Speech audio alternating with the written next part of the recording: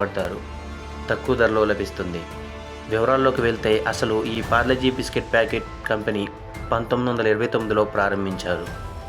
ఇప్పుడు ప్రపంచంలో ఎక్కువ బిస్కెట్లను వినియోగిస్తున్న కంపెనీగా రికార్డు సృష్టిస్తుంది. పిల్లలకు ఎంతో ఇష్టమైన ఈ బిస్కెట్ ప్యాకెట్ మీద ముద్దు ముద్దుగా క్యూట్గా ఉండే ఓ చిన్నారి బొమ్మ ఉంటుంది. ఆ చిన్నారి ఎవరో ఎవరికీ తెలియదు.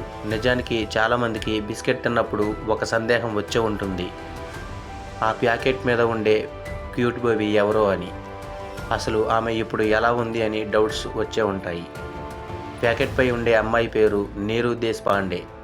తనకు 4 ఏండ్ల వయసు ఉన్నప్పుడు తన ఫోటోను తీసుకుని పార్లేజీ బిస్కెట్ ప్యాకెట్ మీద వాడుకున్నారంట. ఇప్పటికీ అదే ఫోటోను వాడుతుండడం విశేషం.